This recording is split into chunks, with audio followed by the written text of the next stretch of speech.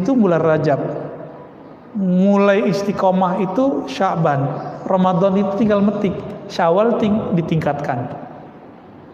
Maka Syawal itu kan artinya tarqiyah, bulan peningkatan, naik semua itu. Jadi kenapa di bulan Syawal kok turun? Karena kita Rajab dan Sya'ban nggak ada. Jadi orang awam seperti kita ini sering menganggap bulan puasa ini bulan belenggu. Padahal yang dibelenggu kan setan, bukan kita, Pak. Kecuali kita nih setan. Maka girang sekali kalau sudah hari raya, alhamdulillah nanti bisa makan lagi banyak-banyak. Alhamdulillah nggak ada lagi sholat taraweh. Itu kan nafsu dia semacam apa ya, dia happy. Tapi kalau kalbunya sudah hidup, justru sedih. Makanya orang dengerin takbir itu sedih, Pak, bukan karena nggak pulang kampung. Aduh, nggak boleh ya. Tapi ingat kampung kan pas takbiran. Ingat masa kecil bawa obor, bid'ah kata kawan kita sebelah. Kesedihannya orang yang ahli kolbu, yang puasanya sudah khususul khusus, istimewa di atas istimewa, bukan karena dia ingat masa kecilnya, tapi dia sedih karena ruhnya tidak makan senikmat di bulan Ramadan. Itu sedihnya.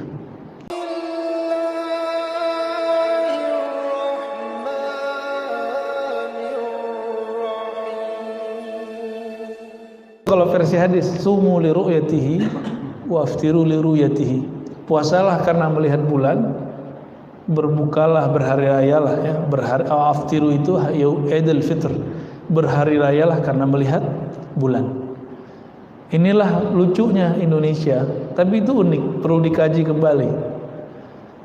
Yang pakai hisab itu NU apa Muhammadiyah? Muhammadiyah. Tapi yang punya pesantren hisab falak itu orang NU apa orang Muhammadiyah? Ini agak lucu, Pak, sebenarnya. Yang punya pesantren falak mahisab itu orang NU. Saya punya sahabat, teman-teman saya jago falak. Kalau kita jago malak, Pak. Ada yang jadi dosen di UIN, ada yang jadi dosen di PT IKI, ada yang di pesantren ngajarnya. Ngajar falak itu di luar kepala sama dia. Dia udah tahu hitungan ke depan kapan khusuf tertahu. Kalau kita taunya kapan kusutnya ya. Beda sama dia. Bahkan sudah menggunakan pendekatan baru, logaritma. Jadi ilmu falak yang sudah diajarkan di pesantren-pesantren begitu. Saya pernah belajar yang metode-metode begitu, tapi nggak saya dalami ya. Begitu juga metode hisabul jumal, jadi pakai angka-angka, huruf-huruf, itu ada caranya. Itu dipakai di beberapa wilayah di Sumatera, di Sulawesi. Makanya kadang beda dikit sama orang lihat bulan, sehari itu mundur sehari atau maju sehari. Tapi ada yang paling lucu, orangnya bertarekat Naqsyabandi, tapi itu nggak ada hubungan dengan tarekat Naqsyabandi. Itu di Sumatera Barat. Dia ngitungnya pakai jari, Pak. Hisab pakai jari, namanya khumasi. Saya tanya ke ahli falak, emang ada begitu? Ada, cuma itu udah kuno. Udah nggak valid kira-kira begitu. Kenapa? Bedanya bisa 2 hari. Jadi kalau beda 1 hari itu masih oke, tapi kalau beda 2 hari berbahaya, Pak. Ya. Itu bahayanya. Tapi giliran udah begini, orang-orang nggak mau ikut hadis, katanya ikut sunnah, ngeles. Saya nggak ada. Kalau dalam bab ini nggak ada toleransi sebenarnya. Walaupun orang-orang kemudian pengen toleransi, ya Nabi ngomong begitu, la tasumu illa li ru'yatihi. Ada perintahnya dan ada larangannya. Jangan puasa kecuali kamu lihat bulan. Bukan ada hisab urusannya di situ. Jadi dalam hal ini saya agak sedikit kolot kata orang. Tapi kalau kita ngikut sunnah disebut kolot, biarin. Ya. Jadi yang sahih secara hadis Nabi, sunnah Nabi apa? Oh Ustadz saya Muhammadiyah, bukan masalah ente Muhammadiyah tuh nggak ikut hadis nggak gitu. Bahkan Kiai NU ada yang ngotot pakai falak Pak, ada 1, 2. Nggak, ini bukan masalah kita NU kita Muhammadiyah. Ini masalah mau ikut Nabi nggak gitu. Itu aja masalahnya. Jadi saran saya, kalau debat-debat begini setiap tahun nggak usah khawatir, tunggu aja hasil lihat bulan. Disebut metode ru'yat. Kata Nabi, fa in ghumma 'alaikum faqdurulah. Dalam riwayat kedua, fa akmilul iddah. Jika tertutup bulannya, maka genapkan jadi 30. Maka metode yang sesuai dengan hadis Bukhari, Muslim, Abu Daud, Tirmizi, semua hadisnya sahih. Cuma 2 aja. Ru'yat, ikmal. Apa arti ruqyat? Melihat. Yang kedua, ikmal. Mengenapkan. Gak usah aneh-aneh lagi udah. Orang kalau ikut sunnah Nabi itu hilang perdebatan yang memecah umat. Ya. Oh Ustadz, kita melihat tapi pakai angka. Lah itu namanya angka yang kelihatan. Oh Ustadz, zaman begini kok masih kuno. Loh ente mau bilang Rasulullah kuno? Kita tantang aja Pak, ya. Nah, jadi mohon maaf saya dalam bab ini agak sedikit tasyaddud, ya, agak sedikit ketat. Mau orang bilang kolot, zaman begini. Emang Rasulullah nggak tahu zaman begini akan kejadian begini? Tahu Rasulullah, dikasih kabar oleh Rasulullah. Rasulullah bahkan dikabarkan akan terjadi apa setelah ini. Dajjal keluar, Mahdi keluar, Nabi Isa turun, Ya'juj Ma'juj keluar. Semua dikabarkan oleh Rasulullah. Apalagi persoalan ru'yat gak ru'yat, ya. Mudah gak beragama? Lihat bulan gak kelihatan, genapin. Karena kita gak ahli ru'yat, kita tunggu aja ahli ru'yatnya. Ada gak Muhammadiyah punya pesantren falak? Gak ada Pak. Tapi kok giliran menentukan bulan pakai hisab falak. Nah, ini unik, perlu dipelajari apa sebenarnya. Mungkin di Universitas Muhammadiyah ada mata kuliah itu barangkali, wallahu alam, ya. Jadi seharusnya yang punya branding hisab falak itu orang NU seharusnya. Dan alhamdulillah saya tidak berafiliasi dengan keduanya. Jadi saya nggak ada urusan mau ikut siapa, ya. Saya yang penting ada hadisnya saya ikut, ada sanadnya kita pakai. Jadi ini persoalan bukan masalah kita ikut NU, kita ikut Muhammadiyah. Antum ikut Nabi apa bukan, gitu aja masalahnya, ya. Nah, betul kalau mau bertoleransi ada hadisnya, inna ummatun ummiyah la naktubu wa la nahsub. Kami umat yang ummi, tidak menulis, tidak menghisab. Ya, asyhru hakaza hakaza hakaza. Bulan itu begini, jadi Nabi tunjukkan 10 jarinya. Nah, lalu mereka yang ngotot menggunakan falak, hisab, memahami di balik hadis ini. Seandainya Nabi bisa hisab dan falak, tentu Nabi akan berhisab. Itu kan seandainya. Bagi Nabi mudah gak hisab dan falak itu Pak? Mudah sekali, ya. Orang hitungan-hitungan Dajjal keluar udah jelas sama Nabi, apalagi cuma hitungan bulan. Masih ingat Sayyidina Ali karramallahu wajhah, beliau perang belum sholat asar, matahari udah mau menyentuh, tenggelam, mau terbenam. Apa doa Nabi? Nabi berdoa lalu ngomong ke matahari, matahari tahan dulu, jangan terbenam dulu. Ditahan Pak, apalagi urusan bulan, ya. Mudah bagi Rasulullah. Fa in humma 'alaikum faqdurulah, ya. Jika tertutup maka hitunglah jadi 30. Sempurnakan jadi 30. Ini gampang, mudah. Ngapain dipersulit? Yassiru wala tu'assiru. Permudahlah. Maka kita sangat mendukung jika tim isbat itu kalau sidang jangan disiarkan deh, bikin pusing umat yang nggak ngerti aja, ya. Kalau antum mengerti ilmu hisab nggak ada masalah. Ada mazhab-mazhabnya di situ. Mazhab bulan muncul, Bazada macam-macam lah ya, kita nggak usah membahas itu. Semuanya mazhab yang muncul setelah Nabi Sallallahu Alaihi Wasallam. Saya akan menyampaikan Kitabus Shaum, bab puasa yang ada dalam kitab Mukhtasar Minhajul Qasidin karya Imam Ahmad bin Abdurrahman bin Qudamah Al-Maqdisi yang wafat 689 ya. Apa kata beliau? I'lam anna fi shaum khasisatan laysat fi ghairihi. Puasa itu punya rahasia yang rahasianya nggak ada pada sholat, nggak ada pada sedekah, nggak ada pada zikir, nggak ada di baca Quran. Kenapa? Karena Allah mengatakan dalam hadis qudsi, as-saumu li wa ana ajzi bih. Hadis sahih Bukhari Muslim. Puasa itu milikku. Nah, ini hampir setara kata beliau dengan ayat surah Al-Hajj ayat 26, wa tahhir baiti. Sucikanlah baitku, rumahku. Jadi Allah menyebut dan memuliakan Ka'bah dan mengatakan itu rumahku. Tapi Allah butuh rumah nggak Pak? Maksud rumah di situ adalah rumah tempat menyembahku. Tapi rumah tempat menyembah Allah itu benda. Bener ya? Benda hidup atau benda mati? Benda mati.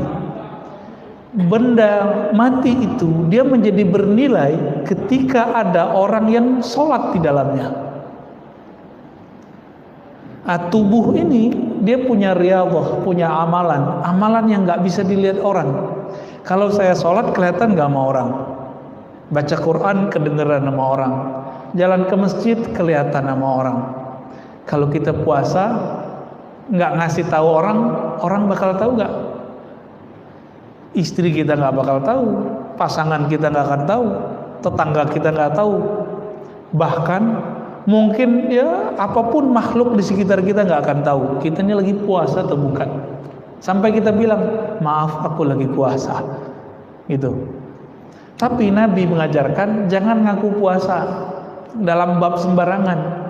Ngaku puasa itu kalau diajak berantem sama orang. Insa bahu ahadun aw syatamahu falyakul inni shaim. Kalau ngaku puasa itu saat orang ngajak berantem. Diajak berantem sama orang. Berarti puasa itu yang dimaksud Rasulullah bukan sekedar puasa lapar dan haus, ada puasa emosi. Taib. Maka beliau mengatakan innama fuddila shaum lima'dayain.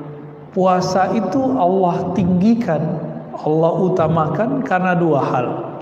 Pertama, sirrun wa amalun batinun.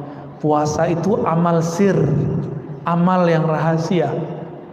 Orang nggak tahu kalau nggak dikasih tahu.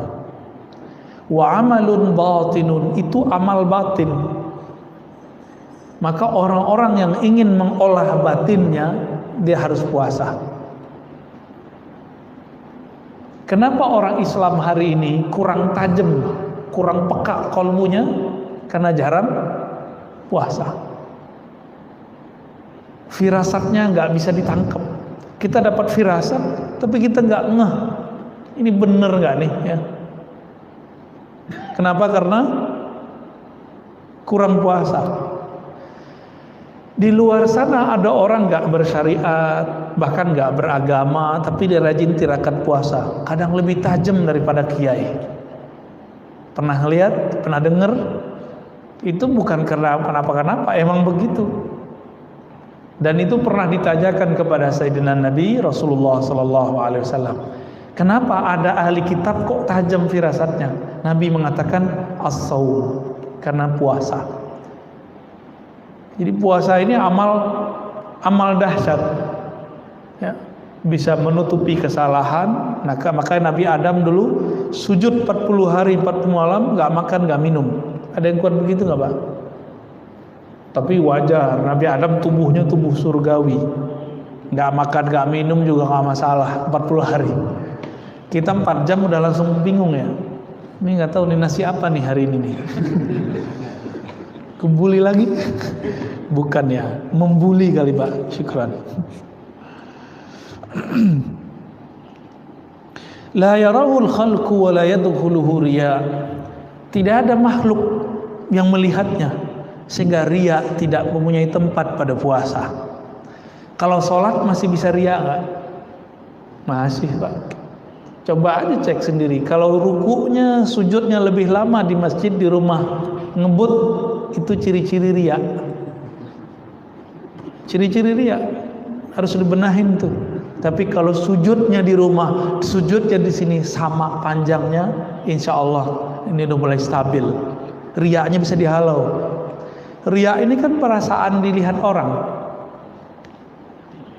Perasaan dilihat orang beramal namanya riya. Kalau sombong, perasaan dilihat orang punya ilmu, punya harta. Nah, sombong orang punya harta itu nggak lebih parah. Yang parah itu orang kalau merasa punya ilmu. Ini gawat Pak. Kalau punya harta, sholat hilang rasanya. Tapi kalau orang punya ilmu, dia sujud pun kolbunya belum sujud. Kenapa? Karena dia merasa dirinya berilmu. Dia takbir, dirinya belum takbir, lidahnya udah takbir Allah yang maha besar. Tapi dalam dirinya dia masih mengatakan ilmuku lebih besar, lebih banyak daripada imam. Nah itu hati-hati tuh. Jadi beda riya sama sombong apa? Ini kita ulang-ulang Pak. Dulu awal ngaji di sini saya pernah jelasin itu. Sombong ru'yatun nafs, ru'yatul ilm. Sombong itu saya melihat diri, merasa diri saya berilmu, merasa diri saya wali, merasa diri saya ini orang soleh, merasa diri saya ini lebih dekat kepada sunnah Nabi daripada yang lain, lebih aswaja dari yang lain. Ini hati-hati nih, sombong itu. Nah, kalau riya merasa diri beramal, karena merasa beramal ingin dipandang orang. Maka yang paling sering kena riya ini pengurus masjid Pak. Hati-hati Pak pengurus ya. Yang lebih parah lagi pendiri masjid. Nah, pendiri masjid ini gampang sekali setan mau menggugurkannya. Jadi setan tuh intai terus. Karena Allah itu ganti. Orang yang bangun masjid Allah bangunkan nanti surga. Allah bangunkan surga. Maka setan tuh nunggu supaya surga-surga yang sudah kita bangun itu, istana-istana yang sudah kita dapatkan itu kita merobohkan kembali. Gimana caranya? Dia nunggu kita konflik. Bapak yang dulu bangun masjid ditunggu konflik dengan pengurus baru. Nanti kalau udah konflik, setan ngomong, kamu bilang dong, ini masjid kalau bukan karena kamu nggak jadi. Tunggu aja Pak, nanti setiap masjid orang akan ngomong begini. Benar nggak? Dan saya udah ketemu sering orang-orang yang cuma jasanya beberapa di masjid ngomong, kalau bukan karena saya masjid ini nggak jadi. Dia sudah punya istana di surga, langsung roboh. Roboh semua itu. Nauzubillah min dzalik. Maka pengurus masjid, pendiri masjid, tolong jangan ungkit-ungkit yang begini, ya. Puasa dulu deh, ya, latihan puasa. Yang kedua, annahu qahrun li'aduwillah. Sesungguhnya puasa itu bisa melemahkan musuh-musuh Allah. Qahrun ini kan secara bahasa artinya bisa memaksa, melawan. Cuma bisa puasa. Jadi kalau ada orang nanya, Ustadz, ada nggak zikir melemahkan syahwat? Nggak ada. Yang ada cuma puasa.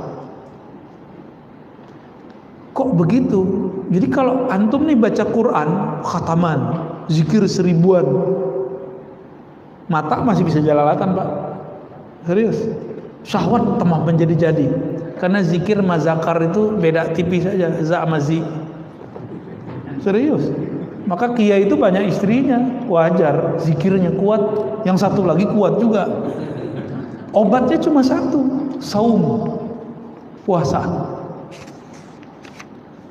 Ini PR kita semua, PR saya juga. Ya. Li'anna wasilatal aduwwi syahawat. Ya. Kenapa? Jadi perangkat senjata bom atau nuklirnya setan itu yang paling dahsyat itu namanya syahwat. Ya, syahwat ini keinginan rendah. Jadi kita ini nggak ada yang selamat, Pak. Saya apalagi tiap hari ketemu yang macam-macam, Pak. Ya, mulai dari jamaah yang begini sampai begitu setiap hari. Godaan saya lebih kencang dari Bapak. Jangan dikira saya selamat. Enggak, saya nggak selamat. Kalau Allah nggak bantu saya nggak selamat. Maka mohon doanya, semoga saya selamat. Amin ya rabbal alamin. Dan kita juga doakan Bapak Ibu ya, semoga selamat juga. Ini berat persoalan ini. Dulu Barsisa lewat karena masalah ini. Ya. Barsisa lewat di Sahih Bukhari kan disebutkan itu persoalan ini. Tapi ada juga seorang perempuan yang sering kita lihat, mungkin kita jijik kalau ngelihat begitu. Perempuan bari, ya. Perempuan pelacur, PSK, Allah ampuni, bukan karena dia ngapa-ngapain, tapi cuma karena ngasih. Nah begitu. Jadi agama itu gampang-gampang susah. Dosa besar. Tapi kalau mau diampuni, gampang sekali jalannya. Maka saya katakan kepada diri saya, kepada kita semua, kepada semua para pendosa, semua kita ini pendosa, jangan putus asa dari rahmat Allah. Siapa tahu dengan amal sedikit Allah angkat kita. Jadi kadang-kadang ada amal yang orang gak sangka-sangka, karena amal itu Allah angkat dia jadi waliullah. Kalau versi kita nih, perempuan yang tadi pelacur itu Allah ampuni dan dijadikan kekasih Allah cuma dengan ngasih si guguk. Lah sekarang ada ustadz katanya mau nabrak anjing, Pak. Jadi wali nggak tuh? Jadi wali Allah apa wali setan?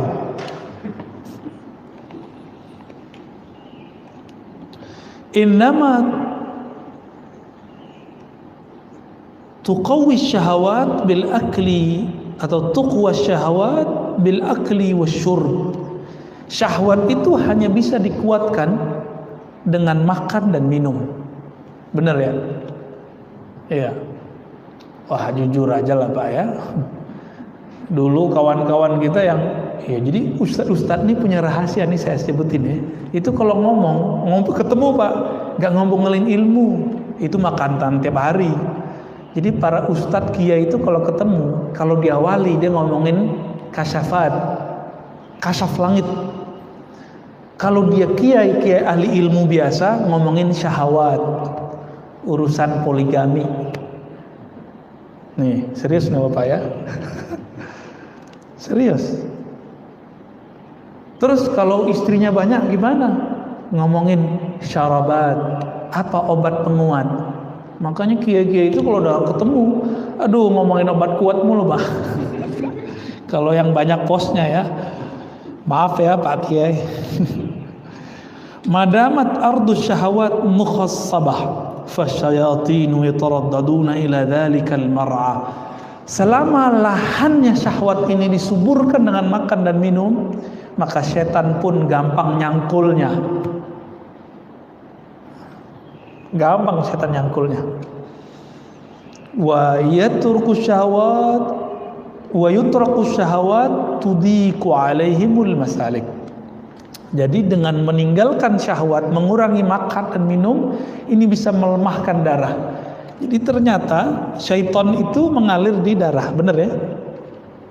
Jadi orang kesurupan sama orang kesyahwatan itu lebih gawat orang syahwat. Kesurupan tinggal dibacain dikit sadar Pak. Nggak usah dibacain, kasih aja tuh bawang putih, kasih ke hidungnya, sadar itu Pak. Ya, balik lagi kesadaran dia itu, nggak usah dibacain aneh-aneh. Ya, nggak bisa kasih tai kucing Pak. Pasti sadar itu, kabur itu ya. Itu versi teman saya itu, versi jalan lain. Tapi kalau dulu kita dapat pakai bawang putih yang baunya keras, sembuh. Tapi kalau orang syahwat dikasih bawang putih tambah kuat Pak syahwatnya. Malah itu penguat ya. Kalau orang makan, minum, bahkan olahraga, Orang kalau makan, minum, olahraga, lengkap sudah, syahwatnya berlipat. Karena hormon bahagianya masuk. Kalau makan minum doang paling penyakit, tapi kalau makan minum olahraga, waduh, masya Allah. Apa yang terjadi? Darahnya kuat, uratnya kuat, ototnya kuat. Itu menjadi senjata luar biasa bagi setan. Ya. Maka jalur pintas untuk mengatasi itu cuma puasa. Jadi puasa itu bekamnya setan. Jadi hijamahnya syayatin puasa, hijamahnya darah buang darahnya. Maka bapak-bapak yang kolesterol, kalau mau hijamah kurangi dulu konsumsi obat pengencer darah, ya. Minum jamu yang dianjurkan oleh ahli herbal, baru dibuang Pak. Itu cuma bisa dibuang, nggak bisa diapa-apain. Ngapain darah disimpan-simpan di badan kalau kotor? Buang aja. Maka Nabi SAW ketika dimi'rajkan ke langit, beliau dipesani oleh Jibril, "Hai Muhammad, ihtajim. Hai Muhammad, berhijamahlah engkau, berbekamlah. Coba amalkan Pak sunnah ini. Nanti punggungnya yang berat-berat itu, kepala yang sakit-sakit itu, ini tanda kolesterol kan beratnya di sini. Kalau orang stres di sini Pak." Beda tuh ya. Kalau kena corona di sini dia stres dia. Tapi kalau di belakang, apalagi yang suka santen-santen tuh ya, soto Betawi itu santen kan, rendang Padang tuh, gaji-gajihan. Kalau gaji mah kita seneng Pak. Kalau gaji yang itu tuh, itu cuma bisa dibuang, buang aja. Orang Barat kan nggak punya pengobatan ala ya dicabut-cabut gitu darahnya, nggak ada. Pijit kan nggak ada, akupuntur nggak ada. Mereka mainnya ngobatin darah. Kalau kita jalur pintas, buang darahnya. Sama, as-saumu hijamatus syayatin. Jadi ini boleh kita sebut sebagai sebuah istilah. Puasa itu hijamah, mengeluarkan syaitan, melemahkan syaitan. Ya, mau nggak ngelemahin syaitan? Ya kalau nggak sempat Senin Kemis puasa Daud, minimal puasa 3 hari dalam sebulan. Ya jatah badan itu Pak. Nah mengenai puasa nanti dia sebutkan di sini beberapa anjuran ya. Yustahabbus sahur wa ta'khiruhu. Dianjurkan sahur dan diakhirkan. Ini kita banyak orang awam ngomong saya nggak sahur, tapi dia ternyata makan minum itu sahur Pak. Saya cuma makan kurma, lah itu mah sahur. Jadi sahur itu nggak mesti nasi. Cuma orang Indonesia sahur mesti nasi, enggak. Ini sahur sehat, kalau mau konsumsi kurma aja atau pisang, udah itu aja konsumsi. Jangan banyak-banyak makannya. Katanya mau melemahkan syaitan. Terus ketika berbuka jangan langsung minum teh. Air putih dulu nih. Ini dulu minum. Nah, ini perintah Nabi. Terus kurma. Tapi saya yakin tubuhnya orang Indonesia lebih cocok dengan buah-buahan Indonesia. Meskipun kurma dianjurkan, kita ambillah kurma 1. Kita makan, ngikutin sunnah Nabi. Karena Nabi berbuka dengan kurma. Seandainya Nabi dulu ada di Karawaci, kira-kira gimana Pak? Dulu nggak ada impor-impor kurma. Kira-kira pakai apa Nabi bukanya? Paling pakai pisang. Apalagi kira-kira buah-buah seger yang nggak asam di perut. Cari aja. Kalau pisang kan ada yang asam, ada yang enggak. Ya, kalau kita mukanya asam Pak. Coba dicari aja itu. Sebenarnya pisang tertentu tinggal direbus, makan, direbus diungkep. Nah, saya yakin itu lebih cocok bagi orang Indonesia. Jadi jangan ngotot juga, Ustaz harus kurma. Loh, ente bayangin, di zaman dulu Islam baru masuk ke negeri ini, belum ada namanya impor-impor kurma. Orang buka pakai apa? Maksudnya pakai buah seger. Jadi kolak nanti Pak. Tunggu, ya ini udah nafsu aja nih kalau udah ngelihat macam-macam. Udah begitu, sholat dulu, nanti baru mau makan kolak, mau makan apa tadi, mau minum teh. Kayaknya nggak seger kalau nggak minum teh dingin. Nanti itu, ya selesain dulu sholat. Nah ini kalau mau cara berbuka yang berkah, ya, insya Allah itu lebih baik.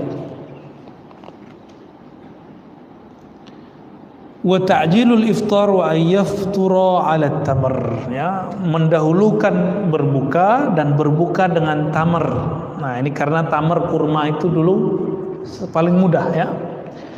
Wa yustahabbul jawd fi Ramadan wa fi'lul ma'ruf wa qasratus shadaqah iktidaan bi Rasulillah. Dianjurkan di bulan Ramadan, kalau kita sudah biasa dermawan, di bulan Ramadan dermawannya naik berkali lipat.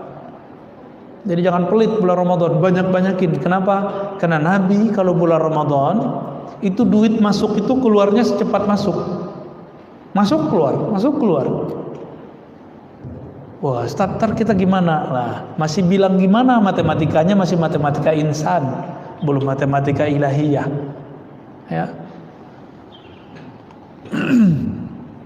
Wa yustahabbu dirasatul Quran wa al-i'tikaf fi Ramadan. Wal i'tikaf fi Ramadan. Dianjurkan dirasah. Dirasah di sini bisa artinya belajar Quran, bisa diartikan tilawatul Quran. Lalu i'tikaf di akhir, ya. Tapi saya menganjurkan amalan yang paling afdal itu bukan banyak khatam Quran, tapi kita membaca Quran, kalbu kita merasa terkoneksi, terhubung kepada yang menurunkan Al-Quran. Maka tips yang kami ajak kepada teman-teman kami yang mau khatam Quran, sebelum baca Quran zikir dulu, istighfar, ta'awuz, perbaharui syahadat, kalbunya disebut nama Allah. Ya Rahman, Ya Rahim, apa nama Allah yang kita kenal. Kira-kira sudah tenang, baru kita baca Al-Quran. Nanti pas baca Quran ada muncul sedikit saja di dalam hati rasa malal. Apa arti malal? Bosan. Berhenti dulu Pak, taruh lagi Qurannya, zikir lagi. Atau sholat 2 rakaat. Selesai Assalamualaikum, zikir sebentar, tenangkan diri, yakinkan bahwa Allah yang menurunkan Quran itu memandang kita, dan betapa ridho dan senangnya Allah.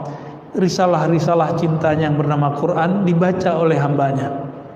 Rasa itu muncul, baru baca Quran lagi. Begitu Pak terus. Jadi seumuran kita-kita ini, apalagi sudah di atas 40, 50, 60, nggak usah ngejar 7 kali khatam, nggak usah. Capek Pak, ya. Ngamal tuh nggak usah ngoyo. Tahu ngoyo ya? Nggak usah terlalu maksa diri. La ikraha fiddin itu tidak hanya persoalan maksa orang masuk Islam, tapi la ikraha fiddin kalau versi kita tidak ada namanya pemaksaan dalam beramal. Itu juga bisa diartikan ke arah sana, walaupun penafsirannya penafsiran jauh. Jadi coba nanti gunakan metode ini, tilawah ma'az zikir namanya, membaca yang dikolaborasikan dengan zikir. Intinya Quran, ingat Allah bukan? Lalu ada orang baca Quran gak ingat Allah, afdol gak baca Qurannya? Enggak. Maka di saat orang lagi begitu, afdalul zikri la ilaha illallah. Zikir yang afdal adalah la ilaha illallah. Kalau zikir la ilahnya sudah nancap di kalbunya, qaulus sabit, baru kembali ke Quran lagi. Lalai lagi kalbunya, balik lagi ke zikir, sholat 2 rakaat, begitu. Mau ngamalin begitu. Jadi nggak usah terlalu buru-buru baca Quran, yang santai aja. Ya, mau Pak begitu. Jadi Ustadz saya ikut komunitas ini, komunitas itu. Udah, ini komunitas buat diri sendiri, jadi komunitas diri sendiri. Kapan kita akan bisa mengatur diri kita sendiri Pak? Kenapa khatam Quran aja harus pakai komunitas? Ya, tanda kita lemah. Makanya Sayyidina Ibrahim Al-Khalil alaihissalam, beliau itu disebut Allah umat. Dia sendiri tapi disebut umat. Kita banyak mungkin belum disebut umat karena kita lemah. Beliau sendiri bisa mempengaruhi orang sekampung, senegeri. kita untuk mempengaruhi diri sendiri aja nggak bisa. Ntar gimana kalau sakaratul maut datang? Datang sakarat, apa arti sakarat? Mabuk. Kalau nggak bisa mengendalikan diri, lewat Pak, su'ul khotimah. Maka sebelum itu terjadi, latihanlah. Latihan mabuk capek, mabuk bosan, ya. Jadi kita berharap jangan kejut-kejutan kalau beramal, santai aja ya. Ala bi dzikrillah tatmainnul qulub. Ketahui hanya dengan zikrullah. Quran kan zikrullah, tapi kok buru-buru. Kalau baca Quran mestinya tenang. Tapi banyak orang baca Quran kok malah tambah galau, mikirin khataman, ya. Taib. Dan disebutkan di sini Nabi SAW jika di akhir 10 hari terakhir, ya, dakhalal ashar shadda mi'zarah. Jadi Nabi itu pakai sarung, Pak. Ya, Nabi setiap 10 hari terakhir mengencangkan sarungnya. Tuh, Nabi pakai sarung kan? Ayo amalin pakai sarung ntar. Boleh nggak pakai gamis? Ya gamis itu bagian dari sarung karena bentuknya sarung.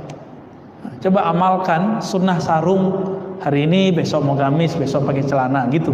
Ya, digilir aja. Nabi itu fleksibel. Orangnya nggak kaku. Yang kaku kan kita, Pak. Mesti pakai sarung tiap hari, ya kan repot juga. Nah, tapi kalau di Malang, di Jombang, di Madura tuh ya, kiai-kiai nemenin istrinya masuk ke mall pakai sarung, Pak. Coba antum pakai sarung masuk. Jadi orang aneh. Mengencangkan sarung itu bisa berarti tidak menggauli istrinya, bisa berarti beliau ini mulai ketat beramalnya. Nah, saya lebih cenderung mengartikan beliau ketat dalam beramal. Ya, maka Nabi itu, ini kan orang nanya, Ustadz, bid'ah nggak sih bangun-bangunin orang subuh? Tergantung caranya. Nabi kan disebutkan wa ayqaza ahlah. Nabi jika sudah mau beramal yang ketat tadi, membangunkan keluarganya. Bahkan Nabi itu ketuk, dulu kan belum ada mic. Masuk ke rumah, ketuk semuanya. Keluarga Nabi kan banyak, istrinya 9 waktu beliau mau wafat. Lalu anaknya, istrinya, sepupunya itu dibangunin semua. Nah, disitulah sunnahnya membangunkan orang qiyamul lail. Jadi kalau ada orang nanya, ada nggak sih dalilnya? Ini dalilnya. Dulu metodenya manual, satu-satu. Sekarang bisa lewat toa.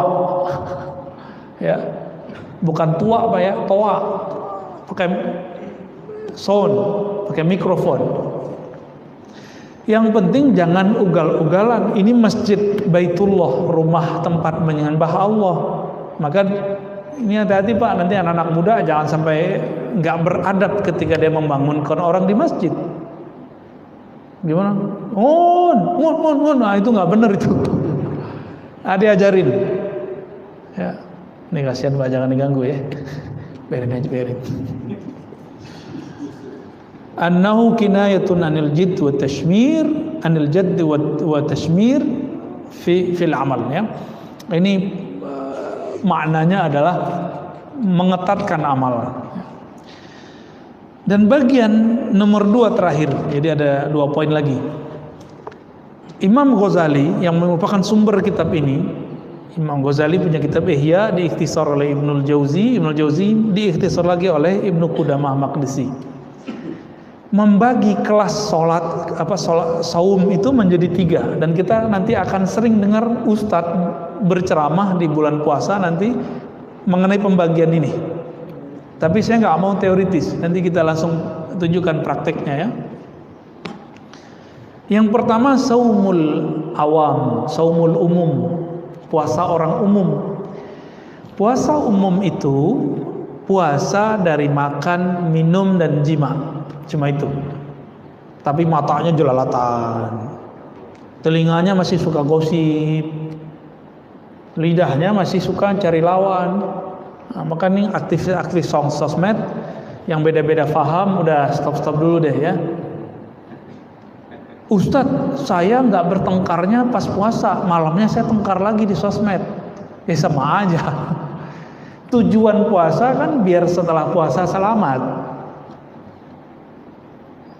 Ini habis berbuka, balik lagi dia, kambuh lagi. Nah, ini bahaya. Ini puasa orang awam.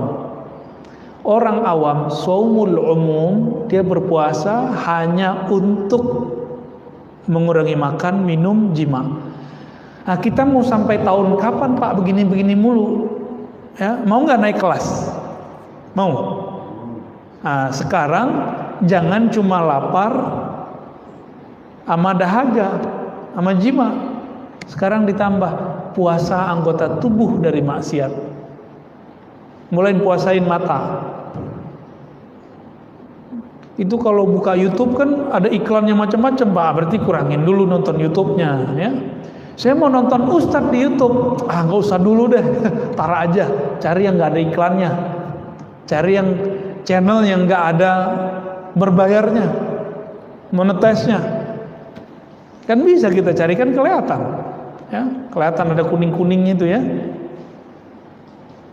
Lah Ustadz, saya ini mata udah bebal, belagu gaya dia ya. Mata saya sama aja yang buka menutup, saya nggak percaya. Ya, kiai aja lewat, barsiso aja lewat, masa ente nggak kuat, masa ente kuat gitu. Jadi kalau ada orang bilang bagi saya sama aja, orang buka-bukaan sama tutup-tutupan, wallahi ini nggak mungkin, ya nggak mungkin. Dulu kita di Istiqlal, pas keluar naruh sendal, saya kan pernah cerita, ya. Pas di samping saya ada juga yang ngambil sendal, tapi masya Allah Pak, badannya masya Allah, ini kelihatan juga sama saya sekali. Tapi yang melotot matanya itu si penjaga sendal. Kita dicuekin sama dia, kita mau ngambil sendal nggak ada dengar sama dia. Akhirnya kita tegur, mas sendalku. Gitu amat sih ngeliatin orang. Iya di rumah gitu-gitu aja katanya. Masya Allah. Itu udah di masjid Pak. Maka di masjid, bahkan di Masjidil Haram, banyak yang modus sengaja nyenggol-nyenggol orang India, ya, cewek-cewek Turki yang bening-bening. Jadi setan itu mau di depan Masjidil Haram tetap aja setan, ya. Orang bersyahwat di depan sama aja. Memang begitu, tabiat badan kita begitu. Kita nggak akan munafik dalam masalah itu. Sama kita semua. Bedanya ada orang yang tahu cara mengendalikannya, atau ada yang kalau terjebak dia tahu jalan pulangnya, dia tahu cara sadarnya. Itu aja bedanya. Maka yang afdol itu memang kalau ke Masjidil Haram kita puasa Pak. Jadi nggak berani, nggak enak, gitu ya. Sering istighfar jadinya. Nah, ini namanya puasa khusus. Jadi puasa khusus ini, kalau khusus bahasa Arab artinya istimewa. Tadi puasa orang awam. Kalau sudah naik ke puasa yang istimewa, itu anggota tubuh ikut puasa. Itu dia bahagia itu Pak. Ya, Allah mandangnya sudah ridho. Itu puasa udah langsung diterima. Langsung diterima tuh. Ustadz gimana kalau sesekali kelewat juga? Kan kita bisa istighfar. Ini loh uniknya. Orang kalau belum sampai ke taraf ini, dia nggak tahu kalau tobat istighfar itu ada tingkatannya. Ada puasa dari dosa zahir, ada puasa dari dosa batin. Ini baru dosa zahir nih. Cobain Pak, ya. Berpuasa dari dosa yang zahir. Mata yang jelalatan, mata yang memandang orang rendah, telinga yang mesti suka gosip. Bahkan untuk mendengarkan kajian-kajian perdebatan kurangi. Nanti jantung kita ngipas dia Pak. Bener nggak? Ini kalau dengerin Ustadz Fulan, apalagi yang ngadu-ngadu saya sama siapa gitu ya, nanti jantung antum tuh deg-degan tuh. Coba itu nggak usah ditonton dulu. Ini yang buat video ngadu-ngadu orang, ente stop dulu deh bulan puasa. Ya, ini kan banyak yang hobi. Ada yang motong-motong video, ya masya Allah. Kalau motongnya nggak bener, saya nggak tahu tuh hisapnya ntar gimana di sana ya. Ada yang di atasnya istimewa, khususil khusus, begitu di kitabnya. Apa kata beliau? Ini agak berat bahasanya. Kita pakai bahasa Arabnya ya. Fahuwa saumul qalbi 'anil himamid daniyah. Puasa yang di atas istimewa tadi, ini kelas 3 nih. Tadi kelas 1 umum, kelas 2 khusus. Kelas yang lebih khusus lagi, Ini kalau sudah bisa puasa begini, udah jadi calon wali Pak kita. Mau nggak jadi calon wali? Ya mau semua, masa nggak mau jadi wali sih? Wali artinya apa? Kekasih Allah. Wali itu bukan orang sakti Pak. Wali aja mati kok. Ini salah satu ulama kita, wali itu ya, waliullah itu. Abah Uci Turtusi, gurunya beliau ini, guru kita semua. Ya. Wali meninggal, apalagi yang bukan wali. Biasanya wali itu kalau meninggal dikasih kabar dulu biasanya. Nah kalau walinya spesial, dia bisa request meninggalnya kapan. Seperti Nabi, kan wali ini pewaris para Nabi. Nabi Adam bisa nolak, Nabi Musa nonjokin malaikat maut Pak. Hadis Bukhari itu. Malaikat maut datang nyamar jadi orang biasa. Ditanya oleh Nabi Musa. Nabi Musa belum memakai kolbunya, masih pakai pikirannya. Mana anta? Ente siapa? Saya malaikat maut mau cabut ente. Nabi Musa dilawan ya. Dulu orang ditonjok Nabi Musa langsung mati. Itu kekuatan Nabi Musa tuh. Ditonjok Nabi Musa langsung mati. Makanya bisa megang tongkat sehingga bisa memukulkan ke pantai itu, ada batu di tepi pantai Laut Merah. Itu cuma Nabi Musa Pak di zaman itu. Kalau bukan beliau yang megang, itu tongkat nggak bisa bekerja sehebat itu dengan izin Allah tentunya. Baru sembelah itu laut. Saking kuatnya itu. Coba antum mukul-mukul tuh. Ini aja belum tentu patah ya. Jadi karate sekarang tuh nggak ada apa-apanya ya. Taekwondo apa boxer mecah-mecah itu nggak ada apa-apanya sama Nabi Musa. Ditonjok itu matanya keluar Pak. Matanya malaikat mau keluar matanya langsung. Ya. Kayak film-film kartun tuh. Itu kejadian tuh Nabi Musa. Tapi itu kan penjelmaan malaikat maut. Itu bukan malaikat maut yang asli. Cuma penjelmaan aja. Balik lagi ke Allah. Ngadu ya Rob, saya ditonjok sama Nabi Musa. Baru dikasih tahu ya bahwa jatahnya udah habis. Baru dia mau terima. Jadi Nabi sama wali-wali yang spesial itu bisa request Pak meninggalnya. Ya. Said Muhammad Alawi Al-Maliki Al-Makki, ulama kita, guru besar kita di Mekah, dulu request, ya Rob, kalau engkau mau ngambil aku, tolong ambil lagi ngaji sama teman-teman, sama murid-murid, sama sahabat-sahabat. Bener Pak, bulan puasa, beliau agak aneh sekali itu, nggak mau berhenti ngaji. Udah sampai waktu mau sahur, masih ngaji. Baru rehat-rehat bentar, ya suasananya masih suasana taklim. Allah jemput beliau. Jadi mulia sekali. Orang kalau lagi pengajian mulia nggak? Yarfa'illahu allazina amanu wallazina utul ilma darajat. Orang berilmu lagi ngajar itu diangkat sama Allah. Ya. Lagi begitu diangkat nyawanya. Ya, beliau wali besar itu ya. Nah, semoga kita diangkat oleh Allah dalam keadaan yang mulia. Amin ya rabbal alamin, di tempat yang mulia juga ya. Saumul qalbi, puasa qalbu dari himamid daniyah, angan-angan rendahan. Jadi jangankan memandang yang haram, kepikiran yang haram aja nggak mau. Nah ini dia puasa qalbu. Wal afkar al mubi'idah anillah, atau pikiran, angan-angan yang menjauhkan diri kita dari Allah Subhanahu wa taala. Wa kaffuhu amma siwallahi ta'ala bil kulliyah, lalu menahan hati supaya tidak berpaling kepada selain Allah. Berarti puasanya orang-orang yang khusus ini itu sudah masuk kepada puasa dari kelalaian kolbu. Bagi mereka puasa rohaninya rusak kalau kolbunya lupa mengingat Allah.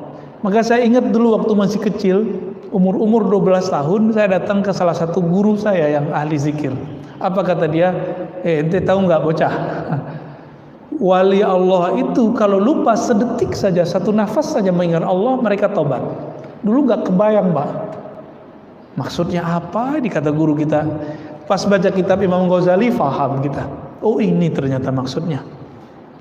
Jadi puasa mereka tidak hanya sekelas makan, minum ditahan. jima ditahan, syahwat ditahan, enggak. Tapi sudah masuk ke level di kolbunya nggak boleh kemasukan apa aja kecuali nama Allah Subhanahu wa Ta'ala. Nah ini kalau nggak dibimbing nggak bisa, Pak. Dulu kita puasa fisik yang bimbing orang tua. Apa kata orang tua? Ente kerjain ini, kalau puasa 30 hari dapat hadiah sepeda, misalnya gitu. Nah ini kolbu ini butuh ada mursyid. Maka saya pastikan nih Bapak nggak akan sukses mencapai puasa ini kalau nggak ada mursyid, nggak akan sukses. Mursyid badannya adalah orang tua kita dulu puasa badan. Kalau puasa kolbu, mursyidnya harus ahli kolbu. Ya. Wa hadha shaum lahu syuruh ta'ti fi ghairi hadzal mawdi', ya. Penjelasan mengenai ini ada di bab-bab setelahnya.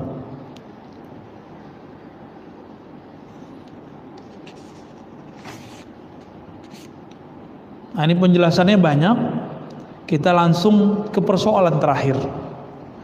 Bolehkah puasa dahar? Dahar itu bukan dahar bahasa Jawa sama Sunda. Dahar bahasa Sunda apa? Makan. Puasa kok makan? Dahar itu artinya sepanjang masa, kecuali di waktu yang diharamkan. Boleh nggak puasa begitu? Boleh. Nah, karena ada sekarang yang bilang nggak boleh. Kita cek. Ini kan beliau manhajnya salaf. Kita cek Pak ya, manhaj ulama yang ngikut salaf bolehin apa enggak?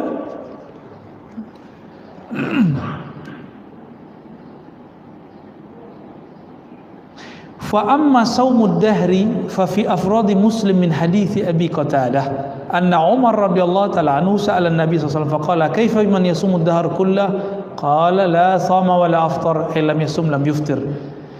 Jadi Umar pernah konfirmasi ke Nabi tentang puasa dahriyah, puasa setiap hari. Kata Nabi, ya nggak apa-apa, dia tidak berpuasa, tidak berbuka, lam yasum wa lam yuftir. Wa hadha mahmulun ala man sarada shaum fil ayyam al-manhi. Tapi dilarang jika apa? Jika dia berpuasa di hari yang terlarang, maka dikatakan la shoma wa la aftara. Ya.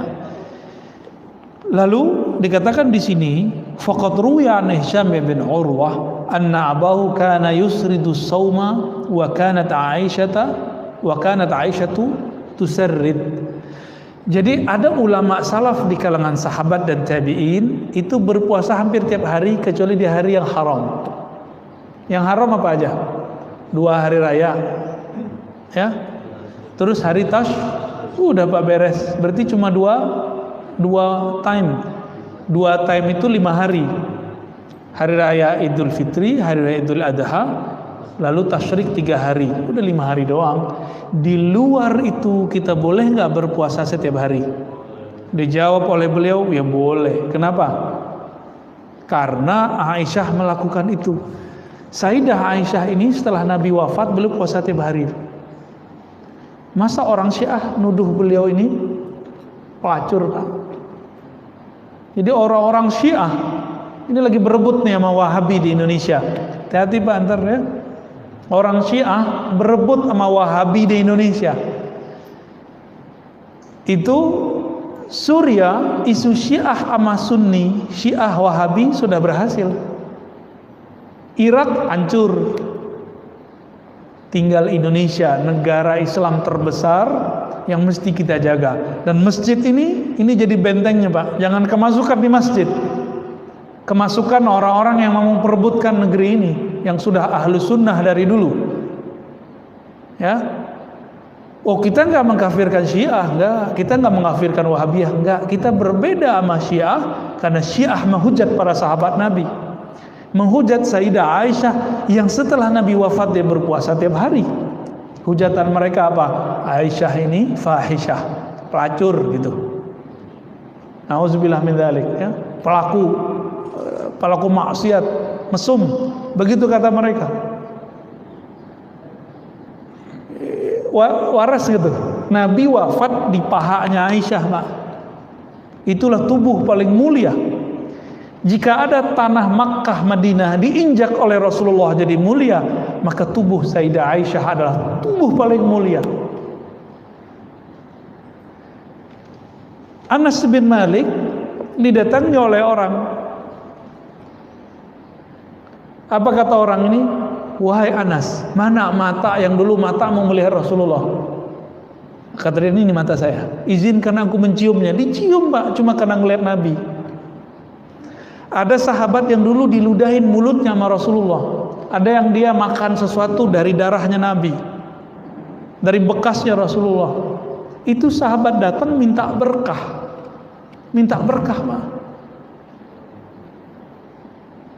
Ini Rasulullah punya istri, semua dari diri Nabi masuk ke dalam dirinya. Kira-kira kurang berkah apa tuh? Bukan fahisyah, tapi sahibatul barakah. Di dalam dirinya banyak keberkahan. Jadi kita nggak bisa susah lah ngomong sama Syiah tuh di situ. Ya, ada beberapa kesamaan kita dengan Syiah. Ada kita cinta Ahlul Bait, mereka cinta Ahlul Bait. Kita cinta Habib, mereka cinta Habib. Bedanya Habib mereka benci sama Aisyah, benci Abu Bakar. Ternyata isu ini dijawab oleh cucunya Ali, Ja'far Shadiq, Ja'far bin Muhammad Al-Baqir bin Ali Zainal Abidin bin Husain bin Ali. Berarti keturunan keberapa nih? 5. Ja'far ini punya ibunya keturunan Abu Bakar. Kalau ada sekarang keturunan Husain, keturunan Hasan, khususnya keturunan Husain, keturunan Ja'far, mencaci maki Abu Bakar As-Siddiq sama dia mencaci maki kakeknya dari jalur neneknya. Ja'far punya ibu keturunan Abu Bakar As-Siddiq. Kira-kira gimana? Ya, mungkin jelas Pak, kita jelas. Tapi saya dituduh Syiah apa sama orang? Kira-kira kita marah nggak? Ya nggak marah, kita ketawa aja. Berarti yang nuduh nggak ngerti Syiah itu apa. Ya, dia punya konsep tasawuf itu Syiah. Kayak saya kan bertasawuf, belajar maksudnya. Saya bukan sufi Pak, cuma suka gemar, suka belajar kitab tasawuf, ya, berziarah ke orang tasawuf, ngaji kepada ahli tasawuf. Sayanya belum sufi, belum, masih jauh. Ya kalau sufi kita nggak kuat Pak. Ya nggak kuat kita jadi sufi. Kita jadi orang biasa aja dulu ya. Kalau Wahabi bagaimana? Wahabi kebalikan Syiah, nggak senang sama habaib, benar nggak? Nanti coba cek, nggak senang sama habaib, benci banget sama habaib. Ya. Maka kalau ada postingan kebencian kepada zuriat Nabi, pastikan dia nasibiyah. Nasibiyah ini kelompoknya sekarang ada di Wahabi. Kalau agak kenceng dikit jadi khawarij, jadi teroris. Kalau yang nggak kenceng ya paling-paling neror-neror pengurus aja paling ya. Bid'ah ente ya, ngomong itu ya. Ente pelaku bid'ah nih. Dihisab nanti di hari akhirat. Ittaqullah, paling gitu-gitu doang ngomongnya. Ya masih bisa diatasi lah itu, kita ngobrol, ngopi bareng selesai Pak. Tapi kalau yang sudah yang bersenjata itu nggak bisa ngomong kita ya. Nah, semoga salafi-salafi Wahabi yang ada di Indonesia cuma teror-teror begitu aja, teror verbal nggak apa-apa lah, jangan sampai teror-teror nembak, jangan, nggak boleh ya. Kalau ada habisin, kita meminta kepada pemerintah habisin mereka. Tapi saya yakin kebanyakan salafi di Indonesia itu salafi ngaji aja, ya, kencengnya di pengajian aja. Tapi kalau ini dibiarin terus, coba lihat. Si Ustadz A, Ustadz Fulan udah mulai menentang lagu Indonesia Raya, benar nggak? Bagi dia Indonesia Raya itu tauhid, Pancasila tauhid. Ini kan ambigu, nggak boleh melawan pemerintah, tapi dia anti sama konsep falsafah pemerintah. Ambigu dari kepalanya, ambigu. Ya manhaj ambigu inilah yang sekarang diminati oleh orang-orang baru ngaji. Ya, kita lama ngaji, tapi berasanya kayak baru ngaji juga ya. Sayyidah Aisyah radhiyallahu taala anha, beliau puasa hampir tiap hari. Jadi kalau antum mau bilang ini bid'ah, wah istri Rasulullah bid'ah dong. Berani bilang istri Rasulullah bid'ah. Urwah ini masih keluarganya Aisyah, itu puasa hampir tiap hari. Dia sanadnya ke Sayyidah Aisyah. Utsman juga sama. Anas bin Malik bercerita Abu Thalhah itu berpuasa 40 hari. Izzuddin bin Abi Salam pernah puasa. Nah, ini puasanya agak aneh, nggak makan minum 40 hari 40 malam, nggak makan minum. Izzuddin bin Abi Salam lagi tengkar sama Brahmana, biksu, adu kesaktian, Mbak. Izzuddin muridnya Abul Hasan Syazili, qaddasallahu sirrahu, ya, murid wali Allah besar, Al-Kutub Asy-Syahir, ya, Al-Ghauthul A'zam Abul Hasan Syazili bersembayambara, ya, kalau engkau bisa masih hidup selama 40 hari 40 malam nggak makan nggak minum, maka aku dan pengikutku ikut kamu. Begitu mereka buat MOU-nya. Hari ke-39 biksunya mati. Sedangkan Abul Hasan Syazili masih sibuk dengan nama Allah, ya Hayyu ya Qayyum, ya Hayyu ya Qayyum, masih hidup Pak dia. Ya. Ibnu Mas'ud, nah ini lain lagi ya. Jadi ada orang yang nggak kuat kalau puasa. Dia cocoknya ngapain? Dia nggak berpuasa sehingga dia kuat khatam Quran, dia kuat ngajar, dia kuat sholat. Nah, di antaranya adalah Sayyidina Ibnu Mas'ud. Ibnu Mas'ud ini khataman Qurannya banyak, maka beliau caranya makan. Jadi beliau ini syahwatnya jadi taat, kalau kita syahwatnya jadi maksiat. Ini beda aja sama Ibnu Mas'ud. Ya, nah, maka di sini jika boleh kita sebut, tinggal antum pilih di luar bulan Ramadan. Jika memang berpuasa itu lebih nyaman, puasa sebanyak-banyaknya. Jika dengan tidak berpuasa kuat tahajud, kuat sholat, kuat silaturahmi, kuat ngajar, kuat mencari nafkah, ya ikutin itu, ya.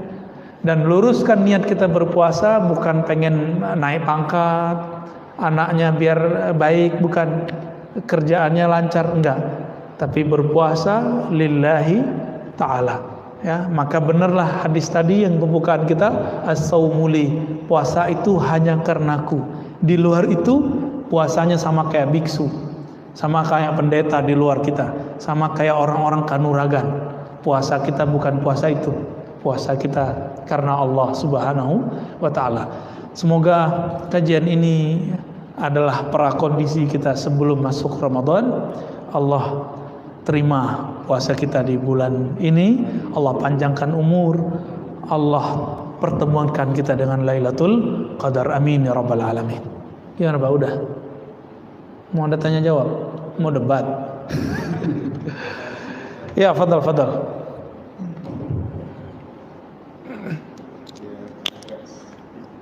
Bismillah.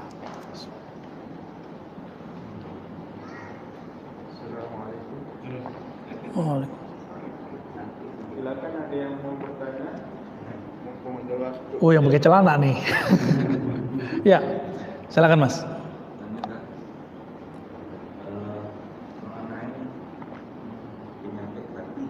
Penyakit hati itu kan kadang kita nggak tahu kan ya, kalau kita itu penyakit hati kan orang sekitar kita, pasukan kita, karena kita yang mengalami.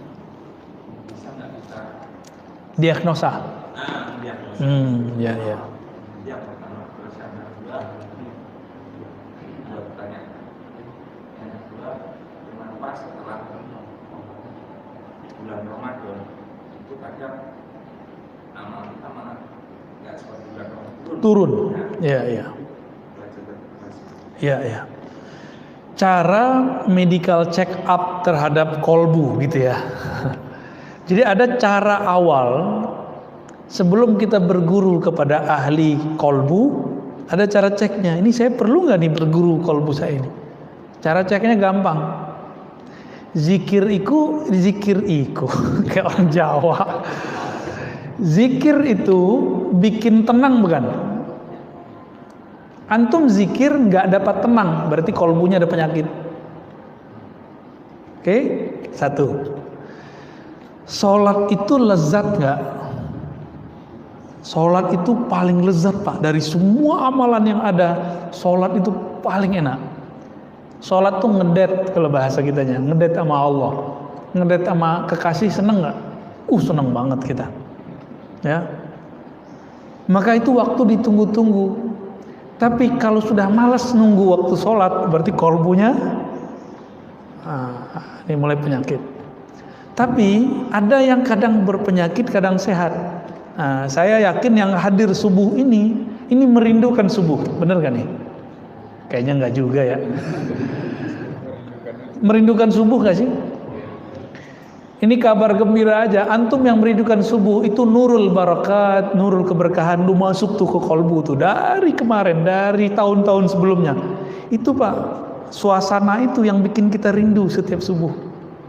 Rindu aja buat subuh. Nanti kalau mau mendapatkan keberkahan yang lebih mantap, ketika keluar rumah kan masih gelap tuh, jangan jalan nyelonong aja, lu doa dulu, pandang langit. Ini torikoh Imam Ghazali ini. Ini kan Imam Ghazali yang punya kitab ini aslinya. Pandang langit. Orang-orang yang biasanya sumpek ya, capek ngurusin keluarga, kerja, pandang langit. Coba biasakan mata ini ngeliat bintang, bulan, gelap, itu nikmat sekali ya. Lalu berdoa. Apa doanya? Pertama, Rabbana ma khalaqta hadza batila. Yang ada dalam surat Ali Imran itu 10 ayat terakhir. Ya Allah, ini tidak sia-sia, pasti ada rahasianya. Ya, terus apa lagi? Dalam hadis Nabi kita dianjurkan berdoa. Kalau bahasa Indonesianya lebih gampang ya, nggak usah pakai bahasa Arab sebenarnya. Allah kan bisa semua bahasa. Ya Allah, sumber cahaya, berikan cahaya itu ke dalam kalbuku. Alirkan itu dalam darahku, dalam dagingku, dalam kulitku, dalam rambut-rambutku, di depanku, di belakangku, kanan kiriku, atas bawahku. Penuhi aku dengan cahaya. Jalan Pak kita sallallahu alaihi Muhammad. Bawah itu sallallahu alaihi Muhammad. Apa kata Nabi? Orang-orang yang berjalan di gelap malam hari ketika berangkat subuh, Allah akan terangi nanti dia di jalan Siratal Mustaqim.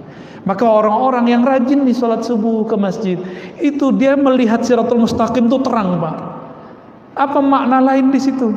Siratal Mustaqim itu gelap. Maka wajar orang jalan jatuh, orang jalan terperosok karena gelap. Jadi jangan dibayangkan Siratal Mustaqim itu cuma seperti cerita orang tua-tua dulu, rambut dibelah 7, itu ada hadisnya juga.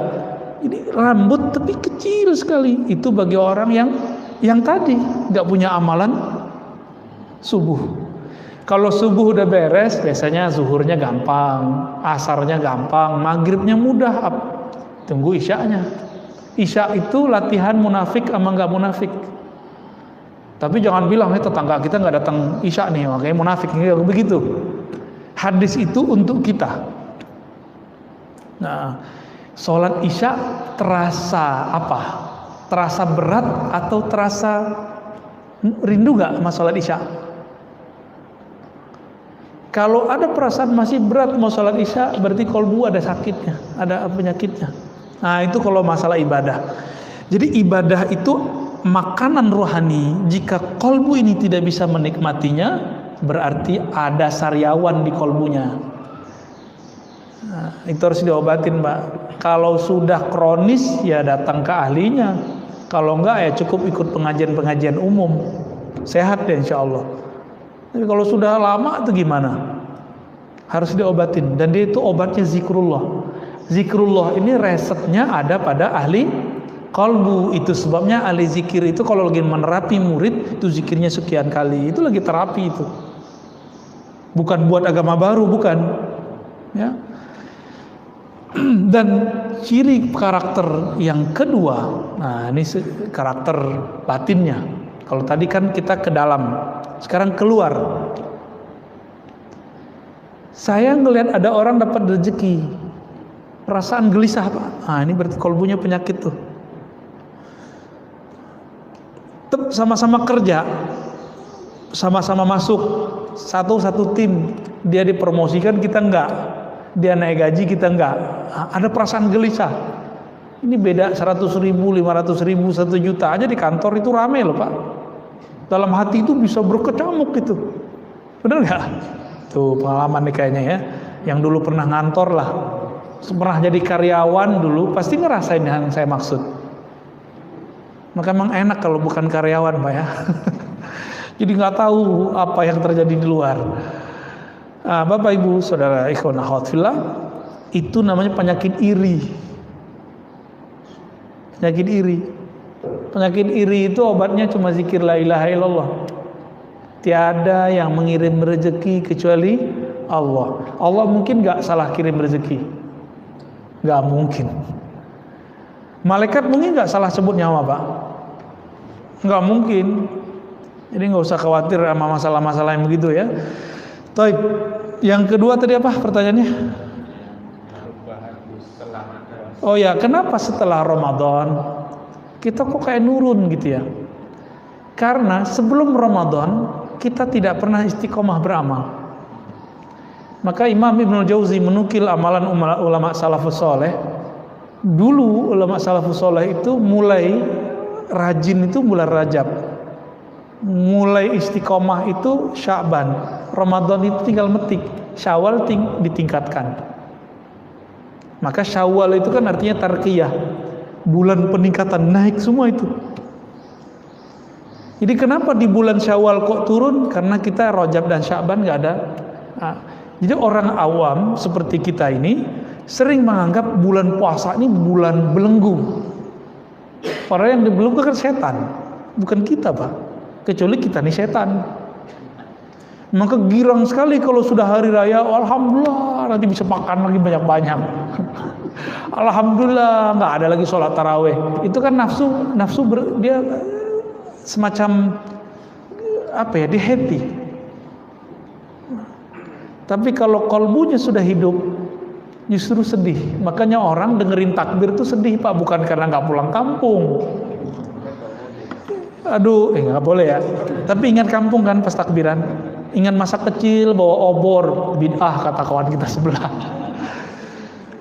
Kesedihannya orang yang ahli kolbu, yang puasanya sudah khususul khusus, istimewa di atas istimewa, bukan karena dia ingat masa kecilnya, tapi dia sedih karena ruhnya tidak makan senikmat di malam di bulan Ramadan. Itu sedihnya, ya. Maka dulu saya habis iktikaf itu, kan dulu hampir setiap tahun saya iktikaf, alhamdulillah. Pas corona kita iktikaf from home kemarin ya. Tapi insya Allah nanti ini kita iktikaf lagi nih, insya Allah di masjid masing-masing aja lah, ya. Kasih tinggal buat jarak ya kalau khawatir. Nanti kita kasih Pak panduan amalannya, ntar saya kirim ya. Amalkan itu nanti kalau udah 10 hari terakhir, mulai dari bangun tidur sampai tidur lagi, bahkan ketika kita sahur sudah ada cara beramalnya. Pajang di depan tuh kalau bisa, atau dibuat ditaruh di handphone. Cuma kalau pegang handphone nggak yakin juga saya kira. Ya, bagusnya non aktif itu seharusnya. Itu kalau selesai nangis, Pak. Ada kerinduan. Jadi saya kalau itikaf itu cuma makan kurma sama air aja, kurma air. Biasanya, nggak tahu kalau tahun ini ya. Kalau ada yang nganterin daging gimana ya? Baik, cukup. Udah lapar nih Pak ya. Saya rasa cukup lah ya. Lah, ya. Selamatullah. Untuk menaikkan naik kelas tingkat puasa yang lebih tinggi. Terus kita ini kan makhluk sosial. Ya. Apakah kita harus pergi ke gunung? Bagaimana? Ya. Ya, orang yang ke gunung itu kalau dia nggak sanggup mengatur dirinya, maka dia sebaiknya menjauh dari orang. Disebut uzlah. Uzlah ini dianjurkan inda fasadil ummah, jika umat sudah rusak. Tapi kan di negeri kita masih banyak orang benar, Pak. Ya, masih banyak orang benar nggak? Masih banyak. Minimal di masjid banyak orang benar. Ya, walaupun beda mazhab, beda manhaj, nggak apa-apalah. Ya bagus ya. Lalu gimana caranya? Buat komunitas. Buat komunitas berpuasa khusus. Walaupun tidak perlu pakai grup WA, apa nggak perlu. Komunitas saja. Maka saya sarankan, anggap sajalah orang yang hadir ini adalah komunitas yang ingin mencapai puasa tingkat khusus. Maka nanti buat komitmen, Pak. Nggak ngomongin orang, sepakat? Antum nih aswaja, nggak ngomongin Syiah, nggak ngomongin Wahabi deh ya. Bener, mau? Nggak ngomongin tetangga, nggak ngomongin teman samping, udah biarin aja ya. Antum NU nggak ngomongin Muhammadiyah, Muhammadiyah nggak ngomongin NU, udah sepakat? Serius nih. Terus apalagi matanya nggak jelalatan, sekali jelalatan istighfar, Pak. Nah ini caranya. Mata kita udah kelewat nih ngeliatin yang bening-bening, udah istighfarin aja. Ya, pikiran kita mulai liar nih, udah istighfarin. Disitulah ada istilah istighfar, bukan saja dari dosa zahir, tapi dari dosa yang tidak zahir, dosa yang tidak tampak. Jadi puasa itu mengajarkan saya dan kita semua bahwa taubat bukan dari dosa zahir aja, tapi ada dosa batin. Ya, lagi sholat khusyuk nggak Pak semua? Khusyuk apa kusut? Nah, kekusutan itu kita istighfarkan setelah assalamualaikum. Itulah rahasianya kenapa habis assalamualaikum baca istighfar. Kan seharusnya baca alhamdulillah. Ya, tapi kok dianjurkan baca istighfar? Karena Allah tahu ketika si hamba sholat dia kusut bukan khusyuk. Itu kita istighfarkan. Sama. Saya kalau berbuka itu saya istighfar dulu baru baca bismillah. Karena saya minta ampun, ya Allah, mungkin puasaku hari ini tidak sempurna. Engkaulah yang maha sempurna. Baru saya baca doa. Allahumma laka sumtu atau zahabaz zama'u. Ya, dua-duanya dibaca aja. Hadisnya dhaif dua-duanya, jika digabung dia jadi hasan. Ya. Kecuali nggak ngerti ilmu hadis. Allahumma laka sumtu dibilang dhaif. Enggak, hadis keduanya juga dhaif. Zahabaz zama'u wabtalatil uruku wa sabatal ajru insyaallah. Itu hadis dhaif dua-duanya. Tapi imam ahli hadis di zaman salafus saleh bernama Abu Daud, periwayat hadis ini, tahu teorinya. Dua hadis yang dhaif, satu karena mursal, satu karena ada rawinya, itu naik, Pak. Imam Syafi'i begitu. Imam Syafi'i itu mengatakan dua yang lemah digabung, kalau lemahnya nggak parah jadi sahih. Dua mursal menjadi sahih. Tapi orang kan nggak mau tahu, dia merasa lebih pinter aja dari Imam Syafi'i. Katanya mau ikut salaf. Imam Syafi'i yang salaf nggak didengerin. Nggak boleh katanya ikut Syafi'i ya. Bolehnya ikut salaf. Cukup lah ya. Taruh kita kencang lagi Pak, nyenggol-nyenggol lagi. Astagfirullahaladzim. Saya minta ampun kepada Allah jika ada di antara antum teman-teman semua, baik yang hadir ataupun jamaah online ya. Jamaah apa nih? Facebook ya. YouTube ya. Bid'ah amat tuh ya. Jika ada yang tersinggung, mohon maafkan saya ya. Saya tidak berniat untuk menyinggung, cuma nyentil-nyentil biar kita penasaran lagi sama ilmu ya. Saya juga masih nyentil diri saya sendiri karena saya tidak sempurna. Mohon maaf atas segala kekurangan, kesalahan. Semoga Allah menerima kita. Amin rabbal alamin. Subhanakallahumma wa bihamdika asyhadu an la ilaha illa anta astaghfiruka wa atubu ilaik. Allahumma waffiqna bil lailatul qadar wa sallallahu ala nabiyyina Muhammad walhamdulillahi rabbil alamin. Assalamualaikum warahmatullahi wabarakatuh.